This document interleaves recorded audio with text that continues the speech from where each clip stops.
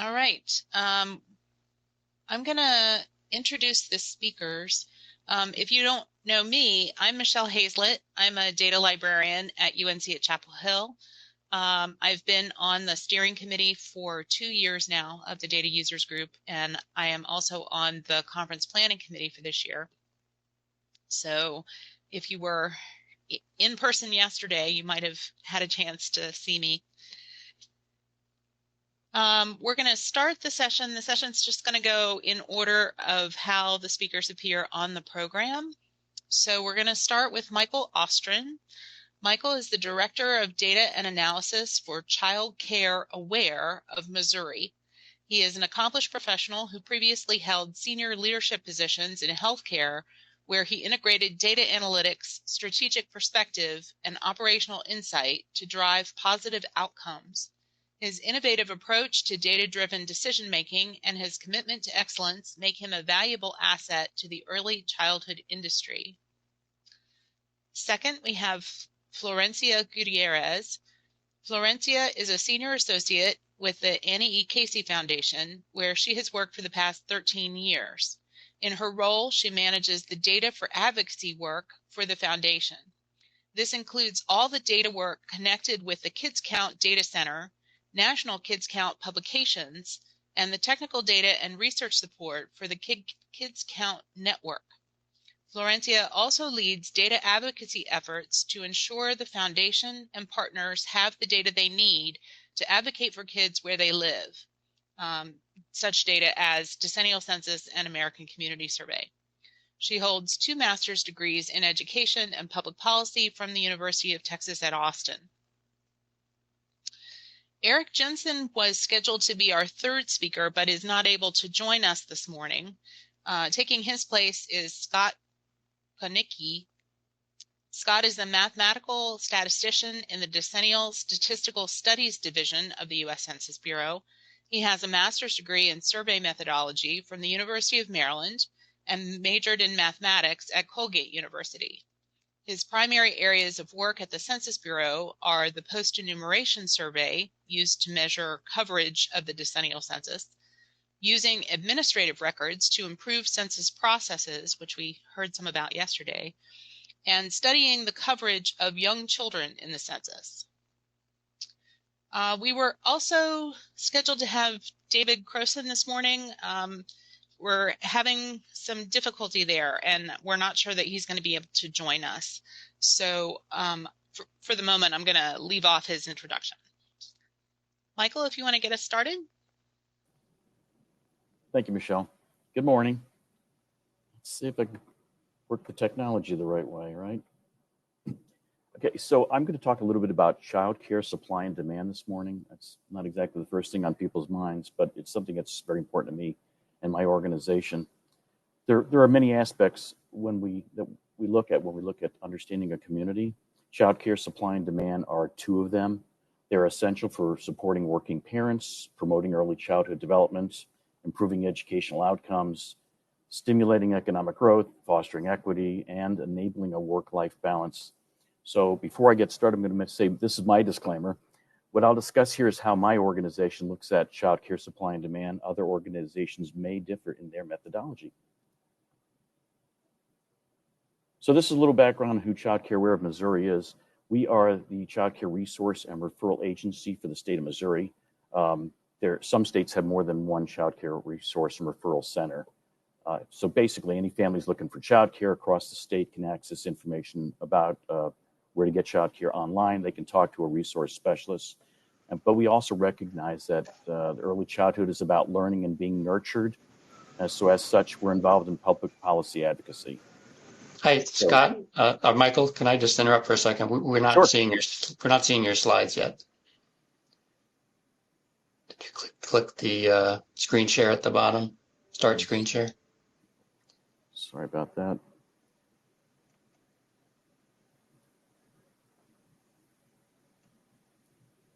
See, I did get the technology wrong. No problem. All right. So this is the background on Child Care Aware of Missouri. Child care and early childhood. We're still not. I'm still not seeing that. 1 second. Try this again.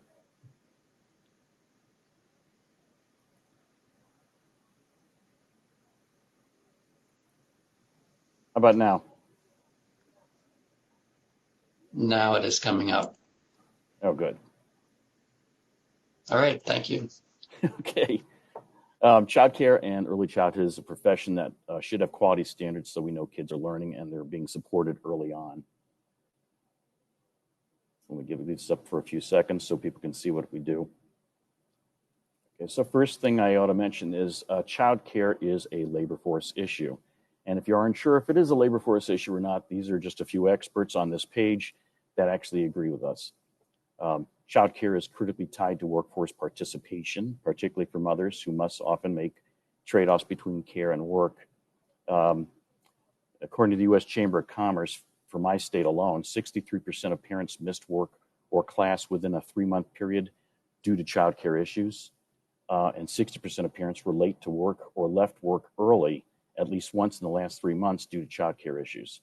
So in general, companies need employees, and if families don't have reliable care for their children, they cannot engage in the workforce. Childcare ensures working families are consistent and productive in the workforce, which ensures a strong economy. This is basically a vicious circle.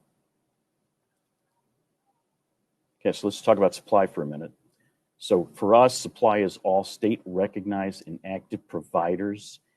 It's also possible that someone is being watched, they're watching someone else's child that we don't know about, and that happens a lot. But those are ones that the state doesn't even know about. Sometimes we know about them, most of the time we do not. Also, instead of using the word supply, I think I better say the words potential supply, because we know the number of childcare providers out there and we know their capacity. We just don't know the number of children enrolled in real time. So it's potential supply. So for example, a program that has a capacity of maybe 20 children, they may only be able to take 15 right now due to maybe staffing issues or funding. It's impossible for us to quantify the childcare spaces needed without understanding the supply versus the demand. So go into the demands. So demand. So as you see, with demand, we have to make some assumptions. In a perfect world, we would be knowing exactly what every parent wants in childcare everywhere across the entire U.S., but we don't. You know, the size and the type are best determined by the parent or the guardian, and we can't tell that. So for demand, we assume that many working people with children under the age of 6 will be candidates for using a child care provider. And those who may also be looking are those who are looking for jobs. So hence, we're going to get to the ACS piece in a second. So I'm probably not saying anything anybody doesn't know here, but data becomes information only after it's analyzed. Analysis leads to the insight, and insight evolves into knowledge, and knowledge leads to decisions and actions. So when we pull data together, we are doing it for chambers of commerce, economic development, mayors, the governor, the state of Missouri. We're trying to pull things together so everyone understands what's actually happening in childcare supply and demand. So essentially, when I go through the supply and demand, it's basically just 5 steps. So it's potential supply itself, the potential demand. We analyze the data, we report it out in a way that people can understand, and then we provide some kind of insight.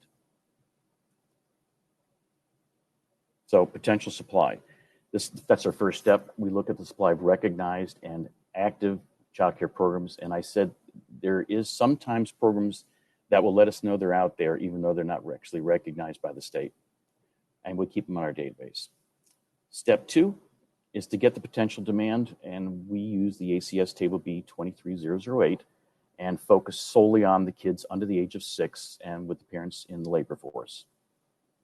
As for us in Missouri, what we usually use, instead of going by census tract, we work zip code and county, because those are things that people recognize. I mean, they will cross zip code and county borders for childcare, and they understand that they understand the counties and zip codes. Step 3 is just to do the simple math, get a variance. Is there more supply or is there more demand for that zip code or that county? Step 4 is to put it in some kind of format that will easily explain the data to anyone viewing it, including a map if necessary. I'll show you a little bit more about that in a moment. And step 5 is interpreting the data. What's it telling us? We know that data and stories together resonate with audiences on an intellectual and emotional level. And when we present data to people, we actually have a conversation about what does this all mean and what it means to them moving forward.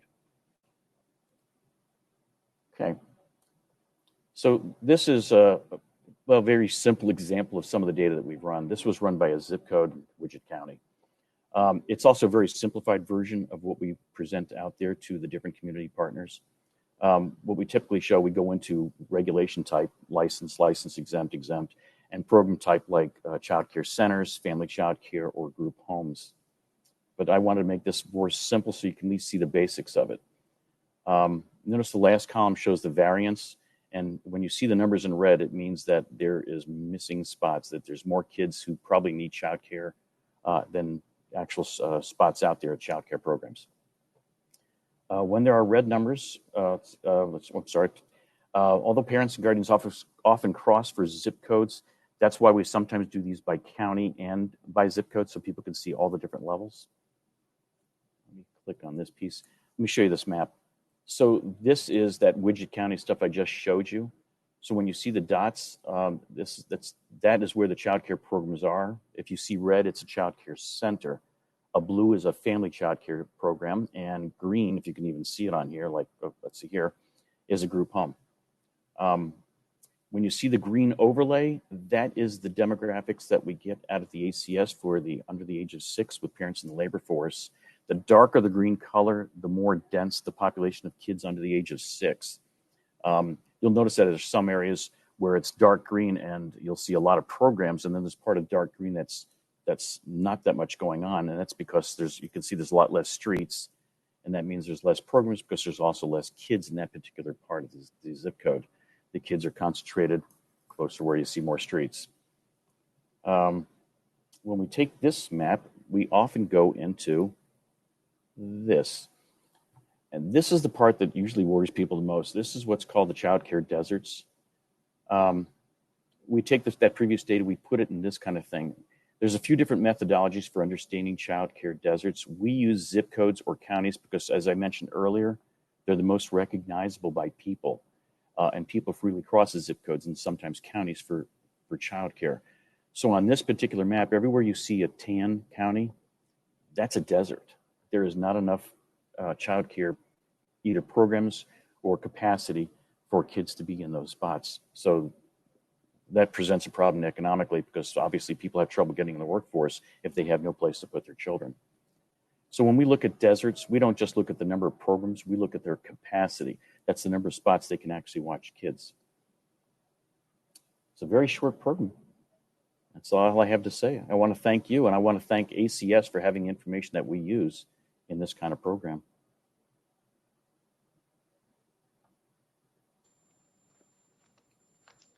All right. Michelle? Should I just jump in? Yeah, Florencia, you're next up. All right. Let me.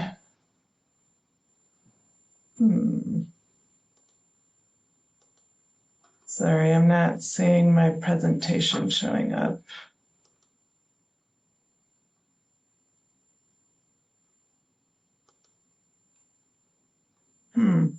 If it's minimized flow, you might need to open it again before it shows up as an option. Oh, okay.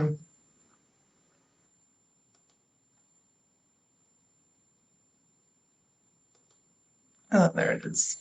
Thank you.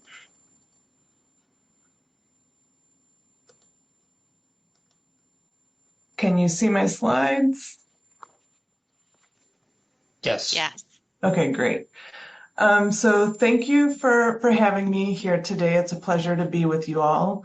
My name is Florencia Gutierrez, and I work for the Annie Casey Foundation on a project called Kids Count.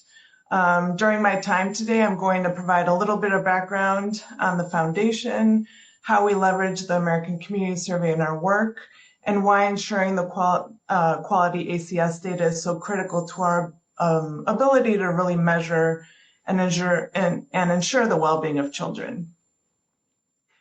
Now, for those who don't know us, the Annie Casey Foundation's work focuses on strengthening families, building stronger communities, and ensuring access to opportunities so that children, youth, and young adults can reach their full potential.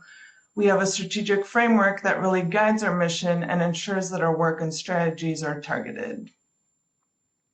Now, we have identified 18 key population measures connected to that framework, measures that are a guiding light and that we are tracking at the national, state, and local level to see the contribution that our investments are having towards ensuring children and youth and young adults are better off. Most of the indicators that we're looking at and that we have identified come from the American Community Survey.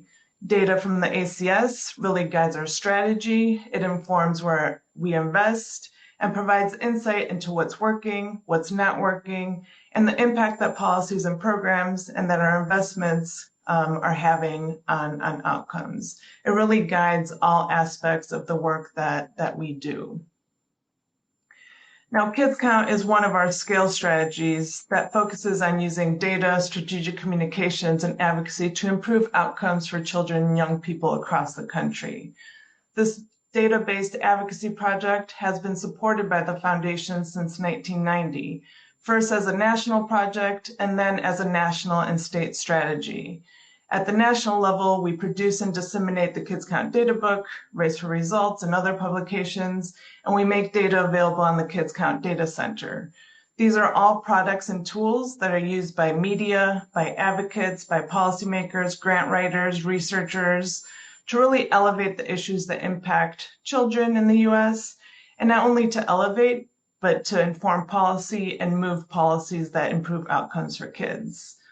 The State Kids Count Network, that's comprised mostly of child advocacy organizations, is present in every single state, DC, Puerto Rico, and the US Virgin Islands. These organizations are data and policy experts and are the voice for children where they live. And we also partner with the Population Reference Bureau, who's really key in the work that we do at the national and state level. All these products, both at the national and state level, and the work that our partners do to put these products in the hands of policy makers is really what's key to improving outcomes for children, their families, and communities. And ACS is really key to all of this work. Now, apart from the decennial census, the ACS is the greatest survey fielded by the U.S. Census Bureau. The sample size allows users to get data at the state and local level. It allows us to disaggregate the data by race and ethnicity, by age level, by both. It gives us that granularity that we need to tell the different database stories for different places and different groups of people. And it allows us to ensure that policies and practices don't exacerbate the racial and ethnic inequalities that exist. And it allows us to really hone in on geographic differences, which allows us to really target our resources and investments to the areas of greatest needs. The ACS for us is just as important as the decennial census at all levels, national, state, and local level. And without it, our ability to really talk about how children are faring, what's happening across the country within states, and what is not and what is working is greatly limited. Now, our data products and tools were greatly impacted when the 2020 ACS data were not released and the 5-year ACS estimates were delayed. This is because 9 of the 16 indicators that we track in the Kids Count Data Center come from the American Community Survey. Half of the indicators that we track in Race for Results come from the American Community Survey, and many of the indicators, more than a third of the indicators that are on the data center do. So no 2020 one-year ACS estimates meant that we did not have the data to talk about the impact that COVID-19 was having on our children. And we just want to thank the Census Bureau for putting out the household pulse survey data, because without that, we would have really been going blind. Now, this year's report includes the 2021 ACS data, and it is really the first time that we have the needed data that we need to tell the story of child well-being in America since 2019. The last year's report, so our 2022 report, included the 5-year ACS estimates instead of the 1-year ACS estimates. which limited our ability to really talk about the impact of the pandemic. We also had to delay the release of our 2022 race results report because we didn't have the needed disaggregated data from the ACS at the state level. And I also just wanted to bring up the fact that our 2020 data book was released without much fanfare, since the most recent data that we had at that time was 2018. And it seems strange to be talking about the well-being of kids with 2018 data when things were going south.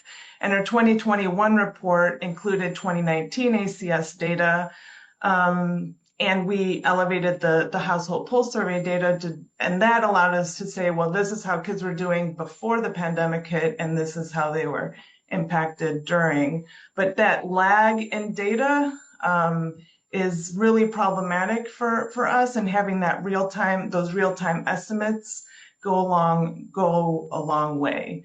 And again, it wasn't until this year, 2023, that we really have the data to make the comparisons between 2019 and 2021 and talk about the pandemic. Now, the household pulse survey showed us that the Bureau is capable of collecting that real-time data, and we would love to work with them to think about how we can make real-time data available for advocates as they do the child well-being work. Now, this slide shows the key indicators that we include in the National Kids Count Index, which is in our data book. These are the indicators that come from the ACS.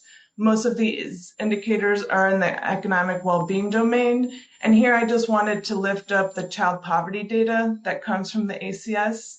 This is really the only comprehensive source of child-level data, especially when it comes to looking at small geographies or data disaggregated by race and ethnicity. So ensuring these data are available is really critical to telling the child well-being story. Now, we were encouraged when we heard that the US Census Bureau was putting a pause on the implementation of differential privacy on the ACS. Since the current method breaks the link between the child and the parent, which really makes it hard to get an accurate count of children who live in poverty. Now, our Kids Count partners at the state level use the ACS, especially the 5-year estimates, to identify disparities by region of the state, disparities by age group and by race and ethnicity. They use it for trend analysis, to calculate the share of population accessing services, to aggregate census tracts up to the city council districts, counties to service or development regions and other geographies, and to really tell that story and advocate for kids where they live. Now, most of our partners rely on the ACS for their poverty and economic well-being measures and for the health insurance data. And here I just included some examples of data that I pulled from sample data products that our state Kids Count partners have produced. These products are used to inform decision-making and produce policy change to improve outcomes for kids in their states. For example, our Kids Count partner in Montana uses data from the ACS to estimate how many families in the state are eligible for child care assistance and which families have both parents working. This allows us to identify need and to see the gaps between the supply and demand. These data are currently being used by their Early Childhood Coalition to advocate for increased access to quality, affordable childcare options in the state. Montana also uses the ACS to access data for reservation communities. Without these ACS data, they couldn't tell the story, the important narrative of disparities that exists as a result of generational and racial discrimination against tribal communities. Having these data available is really critical for decision making, especially when you're thinking about where to put money, where to put infrastructure, and where services should be provided. Then another example comes from Texas. Every Texan, which is the Kids Count organization in Texas, used the ACS to develop a model that estimated what it would cost for their state to implement paid family leave for full-time workers. These data were used to support the Texas Family Act that Representative Penny Morales saw introduced to adopt family leave policy in the state. And this bill passed in both chambers, and it's really estimated that about 144,000 families could benefit annually from this program. So these are just a couple of examples. The ACS are used by our partners and others every day to inform decisions and to make sure that the decisions that are being made really reflect the experiences of children and families more closely. And without that ACS, without ensuring its quality, that ability is greatly hampered. Now, there are other organizations that rely on the ACS for their work. These are some examples. Child Trends uses the ACS data to understand the scope of an issue by looking at the size and characteristics of certain demographic groups. They also look at impacts that policies are having on measures that they're tracking over time. 0 to 3 heavily relies on the ACS in their State of Babies yearbook. Organizations like First Focus use the ACS to inform advocacy and to improve outcomes for kids in the US. And finally, sites like Diversity Data Kids need the ACS to improve racial and ethnic equity and increase opportunities for all kids. Now, ensuring the ACS is adequately funded is really key to make sure that the Bureau has what they need to prepare and do adequate outreach and non-response follow-up is really critical. It's also important that the Bureau has the needed funds to expand the ACS sample and improve the methodology to ensure data accuracy moving forward. This is a resource, again, that we rely on, not only us, but our partners to ensure, so ensuring its quality is really important. And we also really just have to be vigilant of the potential use of differential privacy in the ACS. The DP top-down algorithm that the Census Bureau applied to the DHC files, as I mentioned, separated the child from the parents. Dr. Bill O'Hare's research found 82 blocks with children and no adults without DP applied, and 162,000 such blocks after DP was applied. So as I mentioned earlier, this is really problematic. So we were really encouraged when the Census Bureau announced that they were going to be delaying that implementation of DP in the ACS. And we just need to make sure that future DP algorithms that are being considered maintain that connection between the child and the parent. So again, I'm sure you got it by now, but the ACS is really critical to our work and to our efforts to ensure the well-being of kids in the U.S. We look forward to working with our partners to ensure that that resource is protected and the best that it can be. And with that, I'm going to turn it over to Scott from the U.S. Census Bureau, who's presenting on the Bureau's work on the undercount of young children. Thank you.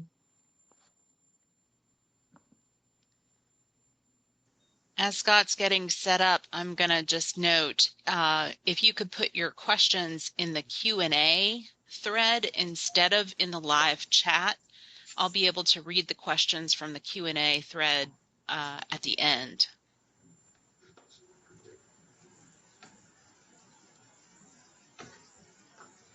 Okay. Good morning, everybody. Hopefully, my slides will be popping up here. Please stop me if that's not the case. First of all, I just want to say many thanks to both Michelle and Mark here for helping me get in at the last minute and getting set up and registered, and just all the logistics of being able to be here virtually. I'm not Eric Jensen. As I said, my name is Scott Kanicki. Eric's doing okay. He had a minor health issue yesterday, and he's doing fine. He just needs some time to recover for that. He sends his best, and his apologies for not being able to be here. So while I'm not Eric, I have worked with him, among others, for about a decade on this topic of counting young children, especially in the decennial census. we touch on ACS as well. So I'm very familiar with the research we've done, and the topic in general.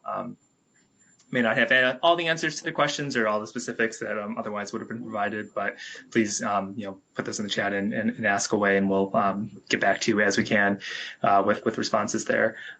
Eric and others have been doing a lot of external engagement at conferences like this over the past several months that I haven't been as heavily involved with. So again, like I said, hopefully can do some justice here to what Eric would have presented. Okay, so what is the issue? Just starting off with that. So in the 2010 census, and then again in the 2020 census, we saw that the count of young children, those aged 0 to 4, we had a larger undercount of that age group than any other age group. And using our demographic analysis as our benchmark, in 2020, we measured that at a net undercount of about 5.4%. So this has been a persistent issue, as we'll see in the next slide, in the decennial census, despite major efforts that were made, especially in the past decade, to improve the count leading up to 2020.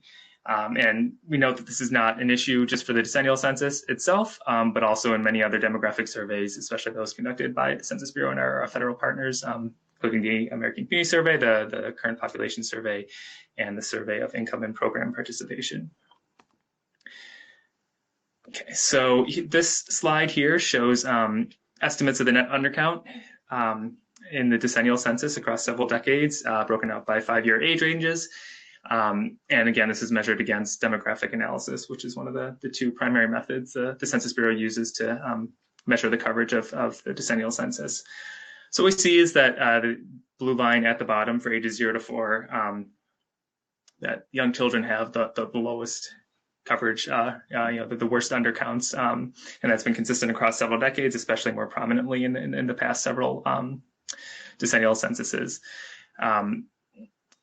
We do see better coverage as children go older, but this is the population that we're focused on right here. We continue to see, like I said, high undercounts in the decennial census, despite a lot of the efforts that were made in the past decade to really put research into this topic and a lot of promotion towards it. As I noted, this wasn't just an issue related to the decennial census itself, but we do see coverage differences by children age across several surveys. So this slide shows 3 of those 3 surveys I mentioned: the American Community Survey, Current Population Survey, and Survey of Income and Program Participation. So while the dates of those surveys are a little old here, we tend to see this pattern as we move forward. So in each set of bars here, the young children aged 0 to 4 are in blue. And what we're looking here is at a coverage rate. So taking essentially the unadjusted survey estimate before doing calibration and adjusting to census or population estimates, or but the final step of reweighting, kind of like what would the number you get that comes out of this survey itself, comparing that to kind of that ultimate goal that we would control to, like the population estimates. And what we see is this deficiency for young children, especially. So for the ACS, that survey rate of 87%. So like unadjusted before doing that final adjustment to the population estimates, we could roughly say the ACS has 87% of the children that we would eventually get in that population estimate. So we do that adjustment at the end, and one issue with that then is if that adjustment is based on the decennial census or recent pop estimates, which are based on the decennial census as well. Yep, you're going to get that adjustment up to that number, but if that number itself is deficient as well, then it's kind of a problem still there. But what the slide highlights is that just kind of like the data collection and like the prior survey adjustments for like non-response and things like that. For whatever the reason is, we're seeing that the count of young children coming out of those steps in the survey life cycle are definitely lower compared to those for older children. We see lower rates for Current Population Survey and and SIP as well, down by 80% for young children. This persists across race and Hispanic origin groups. So here are just the selected ones. So the black bars are for the total population. Then we have non-Hispanic white alone, non-Hispanic black alone, and Hispanic or Latino in the following bars. And again, for 0 to 4 for each of these groups, the coverage rates in these survey, this is for the American Community Survey here, the coverage rates are lowest for the age 0 to 4 population as compared to the other groups. And we also see these differences by race and Hispanic origin. We're just taking the 0 to 4 and the first set of bars there, we see lower rates for Black and Hispanic young children than we do for non-Hispanic white alone children. So why are children a historically undercounted population? Like I said, a lot of research has been done into the past decade into this. I can point you to that where a lot of those reports are housed on the census.gov. But a lot of the common themes that we found through looking at different data sources is that, compared to older children, young children are more likely to live in these situations that may make survey taking more difficult, including what we call applied to complex household typology. So the relationship structures of people within that household, how they're related to the householder. Young children are more prevalent in multi-generational households and households with non-relatives. So, staying with a roommate, a friend, or, just otherwise not related to the householder. Young children more likely to live in renter-occupied households that were not enumerated by self-response and, captured in non-response follow-up or other operations. Family with low income or below the poverty line, and mobility is a big thing, is too. Children more likely than other, young children more likely than older children to have lived in a different housing unit 1 year ago, so to have moved recently, and especially if that's around the time of the census or the time of the survey taking, where there's transition in that household, that can be can cause difficulty. So where things are kind of now with the Census Bureau's efforts on this, in last year, we formed a working group on the topic, and it's kind of continuation of work that has been done for several years now, but it's got a kind of an expanded focus relative to these past efforts. So this is a cross-directed team. We've got people from with different backgrounds and different disciplines, from demography, survey methods, statistics, and especially our stakeholder engagement. And they're coming from different areas of the program, different areas of the Bureau, from the research and methodology area, people in the decennial area, and then our population estimates area, and American Community Survey as well. So it's pulling together a lot of people to, again, continue the research on this topic, and as we'll see in other slides, some of the work that and promote some of the work that's going on around the Bureau. So the focus on the team really falls into 4 broad kind of buckets here. The first is research, continuing what we've been doing for several years now, but to really better understand why children have higher undercounts than other age groups. What are the factors that are leading to that, and ideally, what are the solutions to address those issues? Data collection, making improvements to our instruments, our questions, not just for the the decennial census, like looking forward to 2030, but also for our surveys as well, and talk about ACS in a moment. And also looking into administrative data, how that, the Bureau is making efforts to use more administrative data in its programs across the board, so how that can be used to better improve estimates and data for young children. And that goes into the data products as well, and we'll talk a little about some of the stuff that's been done in that topic as well. And then outreach is a big one. There's a lot of enthusiasm leading up to 2020 with groups. Many people probably on this call as well who've been involved with that, partnering with those groups to really promote this issue, talking more about it, get it on people's radar, both internally and externally. And we're really looking to, draw on that enthusiasm and continue moving that forward and keep reaching out to people in forums such as this as we move forward. So on the research topic, so as I mentioned, this group now is an expanded, moving forward from work that has been done previously in other iterations of efforts on this topic at the Bureau.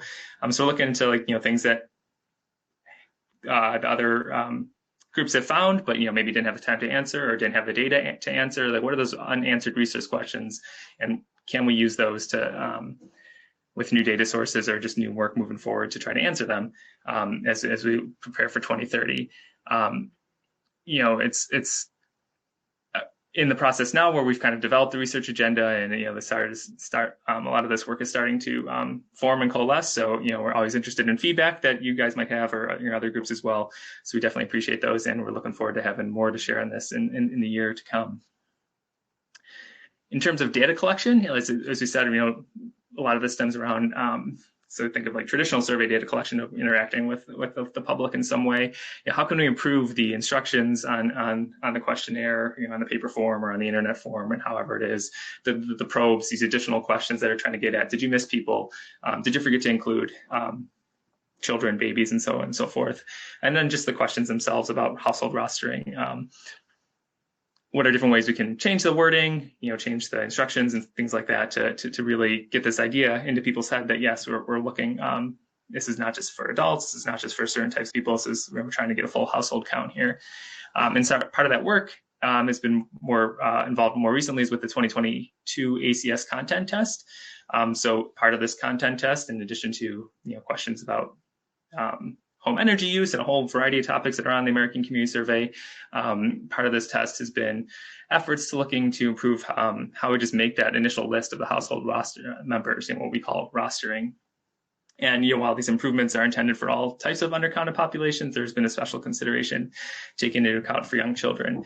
And if you're interested in this, there are some reports that came out last year just on the kind of the initial phase of doing focus groups with in cognitive testing on some things from the ACS. So there's 2 reports I can point to as well. Those were released in, I believe, April and May of last year. And then the work on the content test is ongoing as well. And note here, there's also some cognitive testing just being conducted on both the age and date of birth questions, something that might seem so simple of how old is someone, different people might perceive that and measure that differently. So how do we communicate, what is the actual construct that we're trying to get at and have people answer that accurately. Talk a little bit about data products. So how are we improving the data from the Census Bureau on young children? So one big example here is the population estimates program, which for moving after the 2020 census has been using what we call the blended base. So traditionally, and in a normal non-pandemic environment, we would take the most recent decennial census, and that becomes the base, or like the starting point for our population estimates that we'll produce throughout the decade moving forward. So kind of like resets the population and say, so then in 2021, we are starting with the 2020 census population and kind of moving that forward, births, deaths, migration, and things like that to provide estimates of the 2021 population. But due to delays and caused by the pandemic and other things with the data the Census Bureau was able to produce, that data wasn't available in 2021, so we needed a new approach. And so what has been come up with is this blended base approach, which just generally speaking, instead of just taking the 2020 census as we normally would, and then is also incorporating data from the vintage 2020 population estimates. So those are the estimates essentially for the April 1st, 2020 population, but based on the 2010 census, those that had been moved forward 10 years. So incorporating information there. And then also from the 2020 demographic analysis program, which provides estimates of the population at the national level by age, sex, and some broad race groups. So kind of blending all these 3 sources together to come up with what's the base that we're going to use to move our population estimates forward for 21, 22, and so on and so forth. So as we'll see on the next slides, as a product of that, the use specifically of those demographic analysis estimates has helped mitigate the undercount of children in the population estimates as we move forward. So you can see that on this is a population pyramid. There's a lot going on here, but it's basically, I'll point out the key areas. There's 4 data series here. The red line is the 2020 census, which again, historically would be the base that we use for the population estimates, but we had to blend it with these other sources, the demographic analysis and the vintage 2020 population estimates. So where we see the impact of this is specifically for young children. In a normal year, like I said, we would start with the 2020 count, which is the red line, but we see that's, we have the undercount of young children in the census, so that those lines are more closer towards the middle than these other ones. So by incorporating demographic analysis into this base, we're really pulling up the population estimates base for the young children. So instead of starting at the smaller number based on the 2020 census, we're starting at this bigger number. So we've kind of mitigated the effect of the 2020 undercount in these estimates. And then secondly, because part of the estimates base was taking the 2020 vintage population estimates, which again, this gets confusing in my head too, were based on the 2010 census. So if you had an undercount of 0 to 4-year-olds in 2010, those kids are now 10 to 14-year-olds in 2020. So you'd have this undercount that's starting in there. If we had just used those numbers, we would have observed this green line in this age range here. But again, by controlling that to the current demographic analysis totals, we were able to increase the counts there. So kind of two groups who were 0 to 4, those 10 years ago and those currently, improved the count for these population estimates moving forward. So that's a good thing there. In terms of outreach, we continue to work with internal and external stakeholders, like I said, events such as this, and continuous meetings with some of our partners. And that's Bureau is making an effort to continue the partnership program throughout the decade to really keep this enthusiasm, not just for this topic, but also just other outreach in general, keep that moving as we go out throughout the decade. These are just some examples of the stakeholders. We generally meet with our advisory bodies, which include the National Advisory Committee and Census Scientific Advisory Committees, different advocacy groups and research groups. Again, many of those I'm sure who are listening on the call right now, and also just different umbrellas or organizations like Count All Kids, as we just heard about. So in conclusion, again, despite the efforts that were made for the past decade, the undercount of young children was again quite large in 2020 at 5.4%, the highest of any age group. But this working group that we've got now, we're dedicated to kind of improve the count of young children, both this not just in the 2030 census, but also in ongoing surveys and other data products, like we said, like the population estimates program moving forward. So it's a more holistic approach. Thank you. As we move to the questions here, I'll hopefully be able to answer some, but if not, I'll definitely take them back to our group and Eric as well. But I appreciate your time and thanks for bearing with the last minute change here. Okay, I'm going to start with the questions that were submitted earlier for Michael's presentation and just go kind of in order of the questions as they came in. First of all, because the child care supply often involves programs that open and close frequently-ish, how do you handle matching supply and demand numbers with respect to time? And do you have ways to model increasing or decreasing availability over time? Wow, that is a really good question.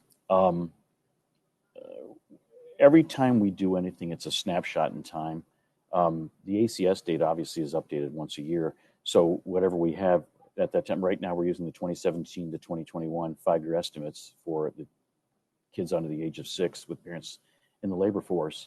But our supply of what we know of the supply of the programs is basically we get a monthly, I'll call it a tape, using a better term, from the state, but we also update our own records accordingly, basically every few days. So it is, like I said, it's a snapshot in time of comparing what we have for supply versus what the ACS tells us for demand. We don't have a model for how to change this going in the future or now. One thing I did want to mention though is we have actually been tracking this stuff since pre-2019, so pre-pandemic all the way through now. So we've actually been seeing the massive change that did occur, and I'd say about the last year and a half, although the amount of programs is kind of going down, it's not going down as or up and down as drastic as it used to. And it's been about a year and a half now that it's been more steady. So we're getting a better idea of what's been going on out there. So when we talk to people, we give them the data, we explain the limitations of what we got. And again, we always say, this is a snapshot in time right now, and data is never perfect. Another question there, are you capturing all parents in the labor force, or can you capture single parents in the labor force as well? And how do you define childcare desert? Okay, it's all parents that are in the labor force.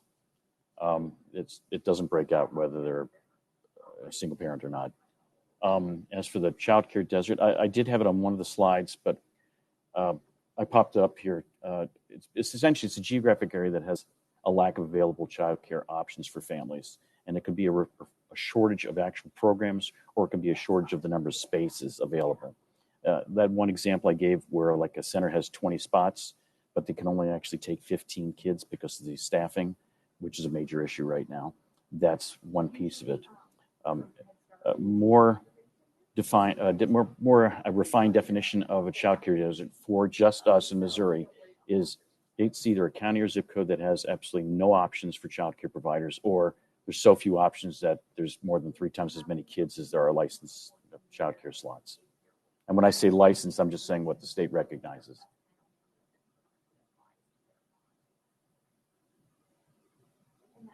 Okay, now we're going to turn to Florencia. Does the Kids Count tracking use any of the public health indices of overall community healthiness, such as the CDC's social vulnerability index derived from the ACS data? Well, the Kids Count Index tracks 16 indicators that were identified by experts back in like 2011. So back in 2011, we reviewed the indicators that we tracked back in 1990 because a lot more data was available in 2010, 2011 than when we started the project. And we brought in experts at the national and state level to just have a conversation of what indicators we needed to be tracking. And we ended up with the 12 that we've been tracking since. We do think that it's time to re-look at the index to see if there are new indicators that are available, if there are more indices out there that are incorporating different indicators or looking at the well-being of kids in different ways. So that is something that we will likely look into. I don't know if this year or next year, but it is on our mind that a lot more has happened since we did do the review of the indicators. So it might be time to do it again. Then also, does Kids Count take into account the high net undercount of young children in the census? So the undercount of kids is definitely a priority for the foundation. We've been supporting partners at both the national and state level and working with the Bureau to make sure that the data improves for young children. And the estimates that we have on the data center, we do rely on the vintage data that the Bureau has been releasing. So it's accounted for in that way, but we're also advocating and working with the Bureau directly to make sure that data collection in the census, the decennial census, but also in the other surveys is improved when it comes to children. Because the undercount doesn't only exist in the decennial, but it also exists in the ACS and other surveys as well. And I just wanted to say thank you to the Bureau. The fact that you all have set up this undercount of young kid work group is exciting. And the fact that you all are really partnering with the experts on the ground or advocates who are working on this is really exciting. And we love the fact that you all are partnering with us on that.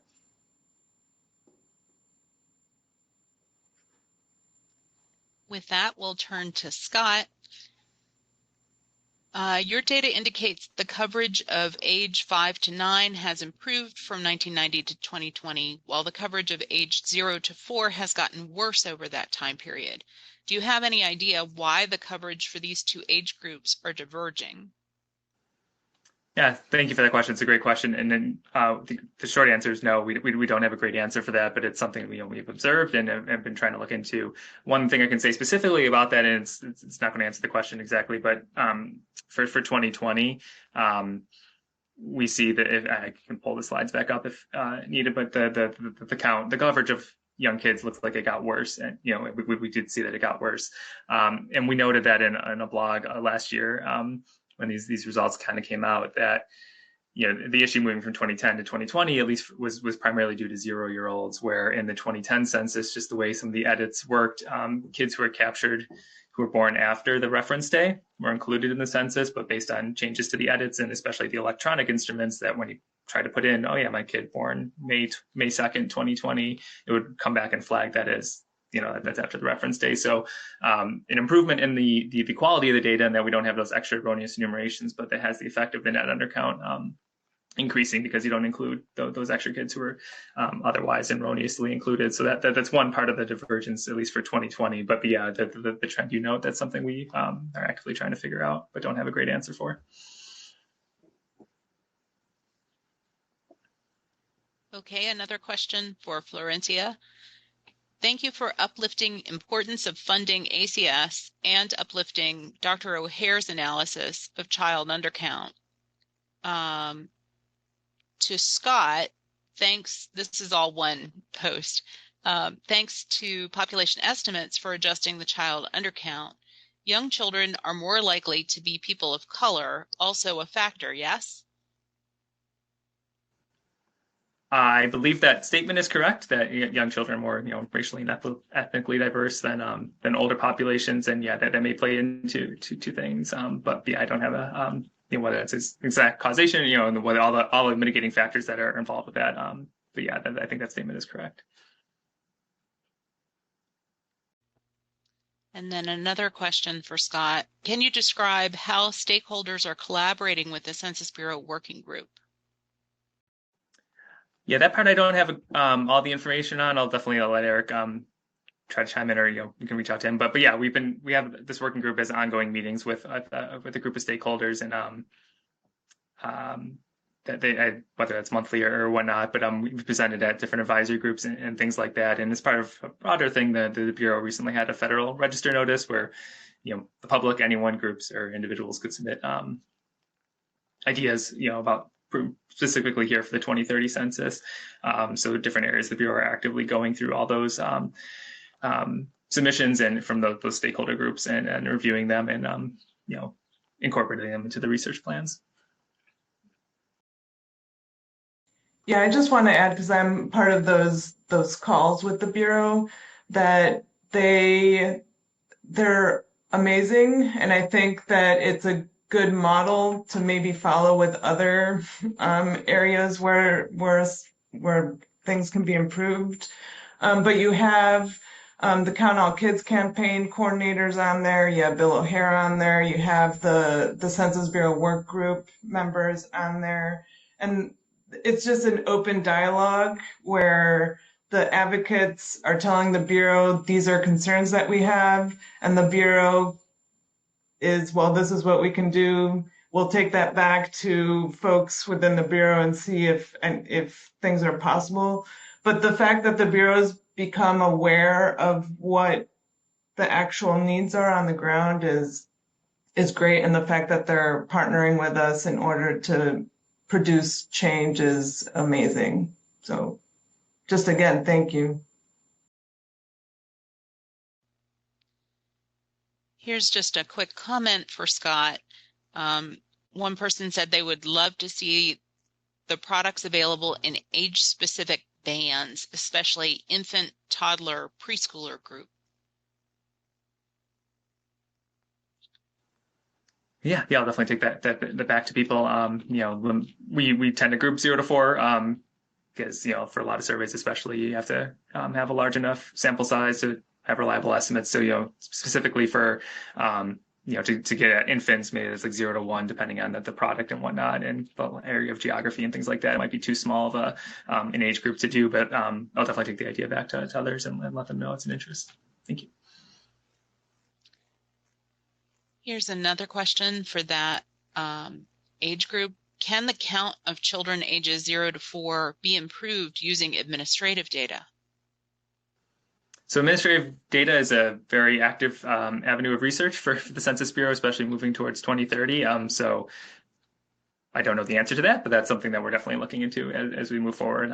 So hopefully we'll have an answer for that in the coming years.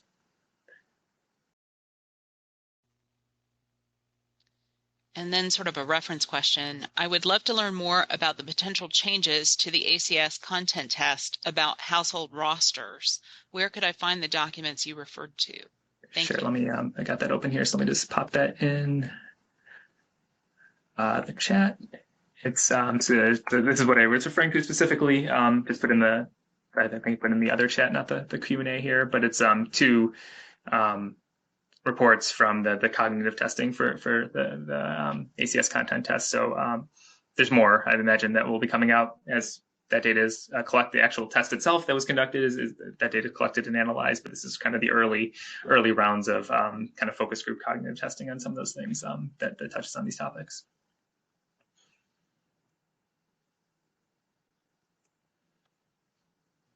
It's going to take me just a minute to scroll to the next question. Okay, the blended base seems to improve the estimate of young children nationally. How will the Census Bureau determine the blended base, maybe determine whether the blended base produces more accurate data for subnational areas like states and counties? Great, yeah, thanks for that question. So how to move that population estimates forward, that base forward throughout the decade is an active area of research for my favorite census acronym here, BERT. It's called the Base Evaluation and Research Team. So I'll pop something else in the chat recently. This was a presentation the leader that group gave at the PAA meetings recently. So there is the most updated information on that topic. But a lot of that research is ongoing and hopefully will be shared as it comes to fruition in the coming months or next year.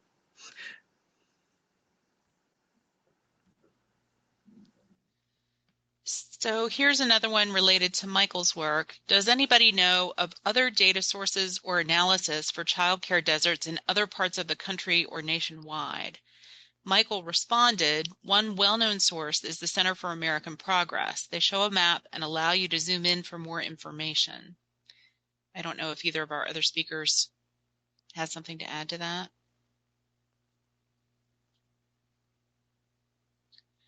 Okay, the next question is, does the Bureau find that undercounting of 0 to 4-year-olds is linked to being in hard-to-count areas?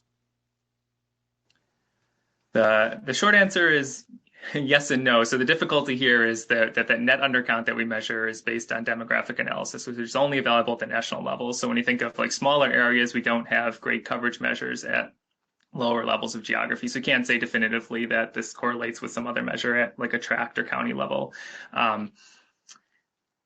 We've done work to find, kind of data that can bridge us to that. And so just one that I'll mention is like leading up to the 2020 census, we looked back at 2010. So in 2010, there's this question, and we had it in 2020 as well, but it was a little different. But this probe, I referenced probes before that, you answer how many people live here, you say 5. And then there's this question, oh, did you forget to include anyone such as, and there's this checklist. And one of the boxes you could check in 2010 was just broadly children and, such as like babies and grandchildren. I forget the exact wording. But anyway, we looked at like where people were responding to that question as an indication of they had some confusion about who they should include on their form. So that could give you like, look at where people were responding that at a higher rate, get that something at lower level geography. So it's not actually, that they made an error, they may have corrected it, and it's not the perfect measure of this was an undercount, but at least it was something at a lower level of geography. And then we kind of compared that with ACS estimates of things like mobility and poverty. So like where I was mentioning those before in the presentation, we do see that people were, if you take this as a proxy, if people were more confused or had trouble filling out their census form of whether they should include children, that happened at higher rates than where there higher rates of poverty, higher rates of mobility, more language diversity and things like that. So things that we might include in this concept of the harder to count populations. We do have correlates to that, but again, we don't have those sub-national measures of coverage to really answer that definitively.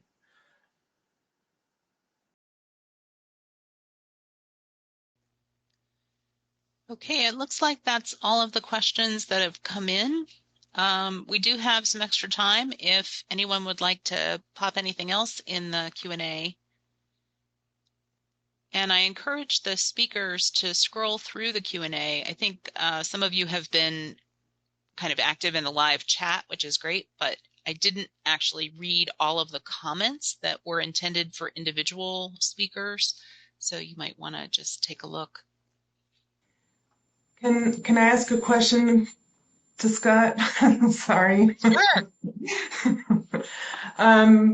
So I know that the Bureau is adding additional questions to the CBAMS survey to get a better sense of why children are not included. Is there any way that those questions can be shared so that we or advocates have a sense of that and maybe provide ideas of what additional questions should be asked? here. I unfortunately do not have an answer to that question. I'm just not as involved. I'm not really involved with the CBAMs at all, but I'll definitely take that back and hopefully we can provide an answer. Yeah, unfortunately, I just can't say anything at this point. Thank you. Mm-hmm. Here's one more from the Q&A. Can census use count data from state agencies such as vaccine registries, WIC, statewide longitudinal data systems, instead of seeking identified microdata that trigger privacy concerns from those data controllers? That's where I'd go looking for better data on 0 to 4.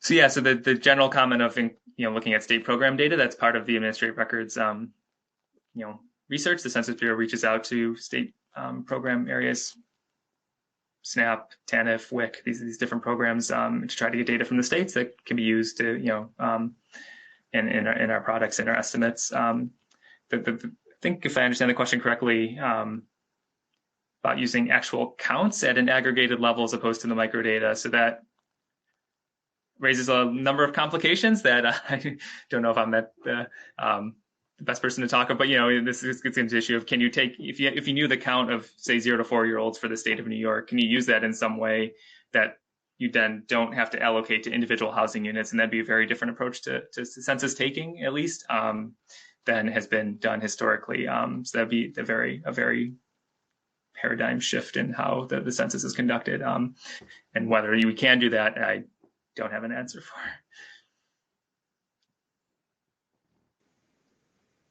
Hi, Michelle. We also have a question from Joe Salvo in chat. And I can just repeat it quickly. It's is the larger undercount of 0 to 1-year-olds in 2020 relative to 2010 related to non-response follow-up recall issues involving the pandemic? That could be part of it. Let me try to.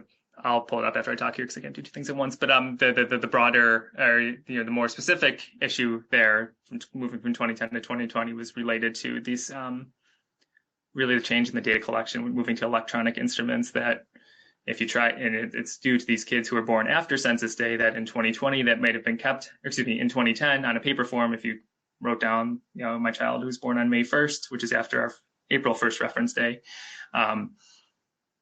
If you include them in the form, the way the edit system worked, it would have changed their birth date to be a valid birth date within the 2020 year. So just kind of push them up a couple months, but kept them on there. So really, it's an erroneous enumeration because that's someone who is outside the target population. They weren't alive on April 1st, so shouldn't have been included in the count. So what that has to do, the impact of that on the net undercount, is that, well, that maybe compensates for someone who should have been counted but was missed. So you're increasing your count, but it's a gross error. So in 2020 with the electronic instruments, where if you tried to do that on the internet or on the NERFU electronic form instrument, which is on a smartphone, the system like in real time would kind of flag back saying, okay, you can't put that person on here, confirm the age, is this really the birth date? Then they're not included. And I forget exactly how that worked, but it's essentially what it did. So it's a loss of that population of those born after Census Day, which, as I said, is kind of an improvement in the gross errors because you're not including these erroneous enumerations in the form, but the impact on the net error then is then you have that population that would have been in the count is now out of it, and so it looks like the undercount grows. But I will pull up the blog I referenced and drop that in the chat in a moment here.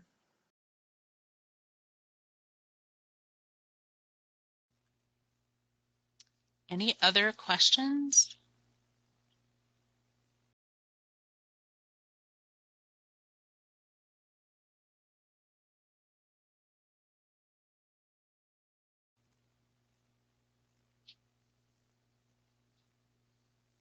Well, thank you everybody for attending, and thank you to our presenters for bringing your research and work to this group.